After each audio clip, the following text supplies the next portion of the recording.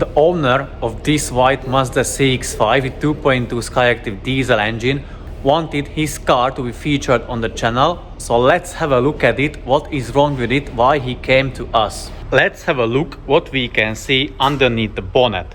The owner told me that the car has full Mazda service history. However, what I noticed that the injectors are not tightened properly.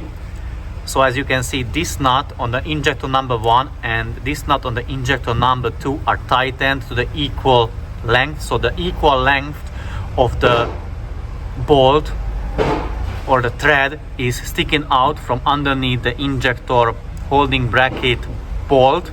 So yes, that is incorrectly tightened down. And also, if you have a look, there is an oil leak, and also the silicone sealant sticking out from here is missing. So that indicates me that the valve cover has been taken off. These cars, they don't tend to leak from underneath the valve cover unless something is messed up.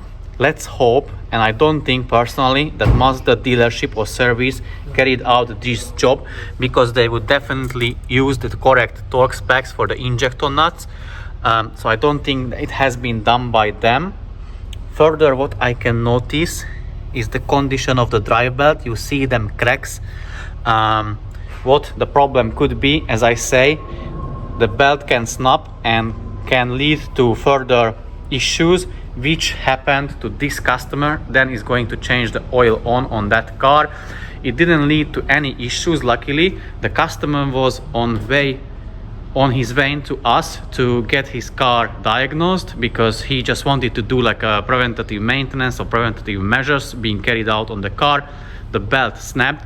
So how it started, he called me that the I-stop warning light is blinking, I believe, and the battery management or IE loop light is blinking.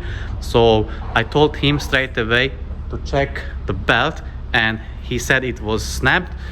So he got the car recovered to us. We done the belt and also a few other things.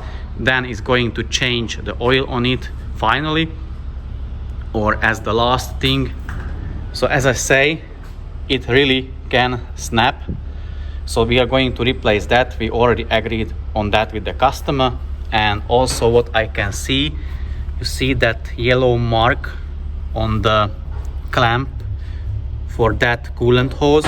So the clamp is facing towards the cabin of the car or to the driver of the car, meaning the intake manifold was untouched or is untouched. Very likely no one removed it, so carbon cleaning hasn't been carried out, which we are going to check and confirm as well.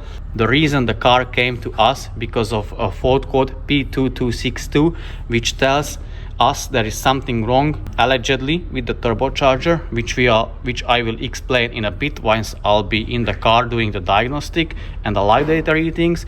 But what the customer done, I'm not sure if he's done it himself or some other garage done it for him.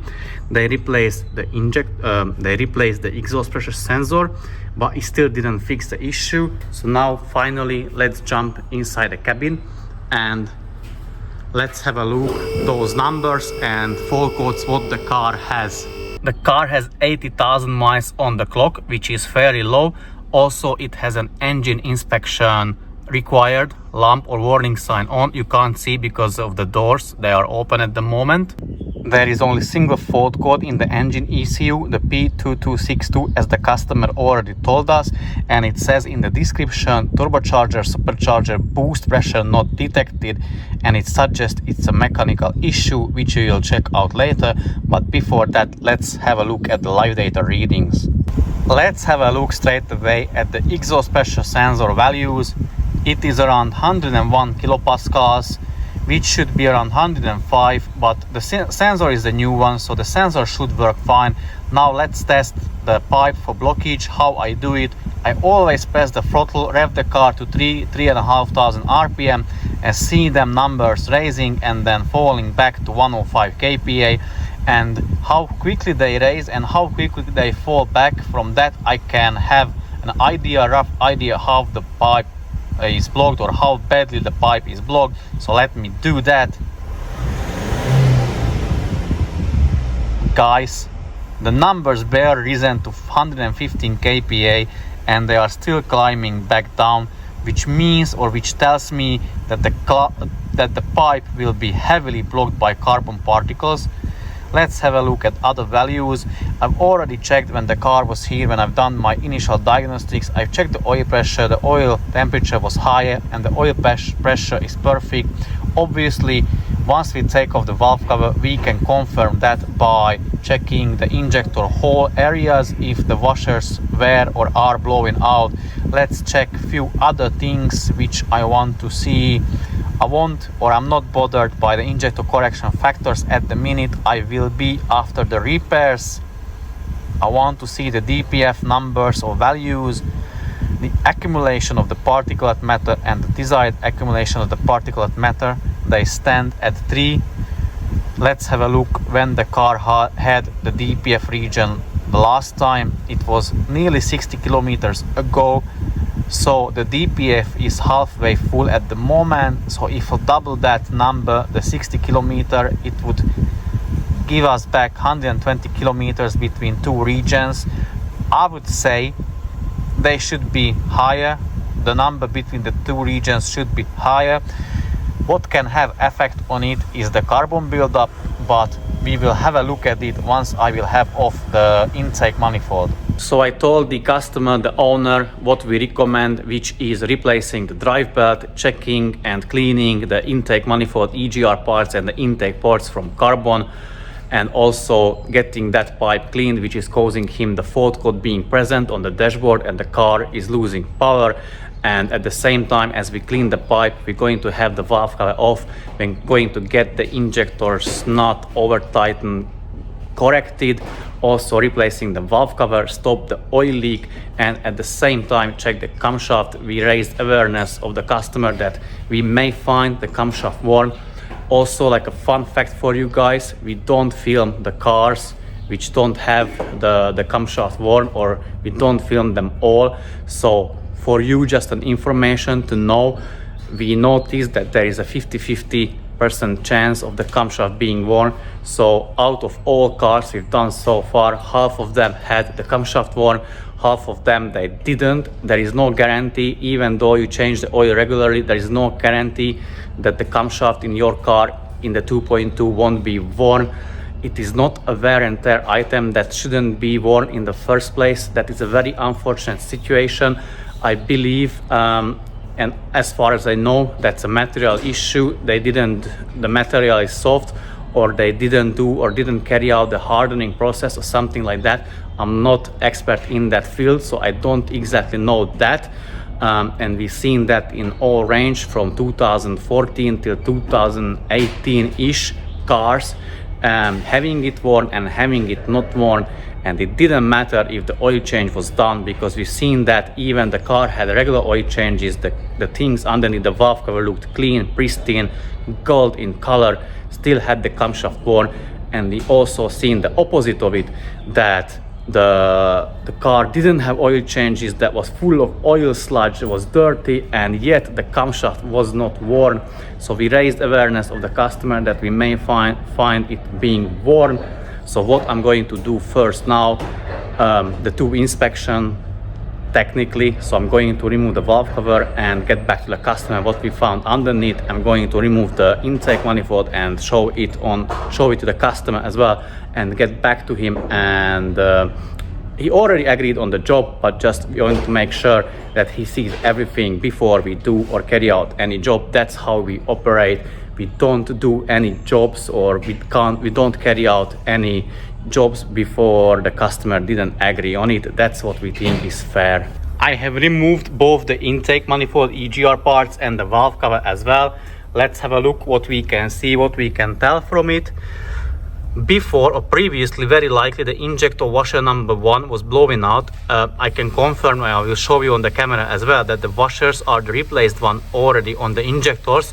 And as you can see, if you have a look at the cam journals or the caps, that has those dirt stains from the carbon that was stick on the cap cam, and these ones look okay. So I can think of that the injector number 1 washer was blowing out before. However, the camshaft is not worn, luckily for the customer. Later I'm going to remove the sensor.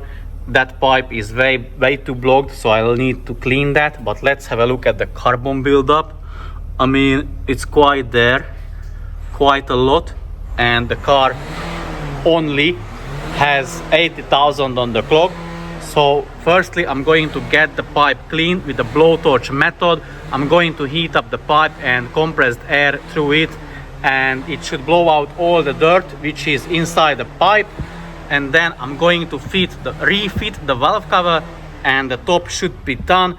And then I can go ahead and do the carbon cleaning, because when I'm doing the carbon cleaning, or when I will be doing the carbon cleaning, I don't want anything or any walnut media particles to fall inside the cylinder head or anywhere else. I'm going to cover the things, and then I'm going to carry out the carbon cleaning.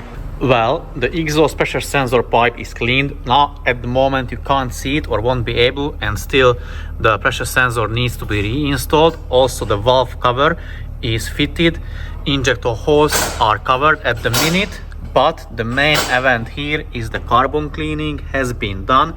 And let me show you the results with the endoscope.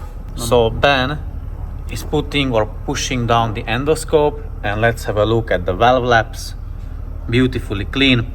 So now he's taking over. He has already taken over, so he's done the carbon cleaning. The credit is due to him, and he's going to finish it off by assembling the car back together. And then we are going to start it up, fire it up, take it for a test drive, and see if the same fault code appears or comes back. But it shouldn't. But obviously guys, you will find that out at the end of the video as well. Well, so the car is ready. There wasn't anything too extreme about it anyways. Only big of a deal was that the exhaust pressure sensor pipe was like quite or way too blocked. That was sorted. It took me like 15 minutes of good heating and compressing or pressurizing the air through it and blowing all the dirt out from it. I've done that. The rest Ben has done. So he's done the carbon cleaning and put back the top of the engine together. Luckily the camshaft was not worn, so it's all good.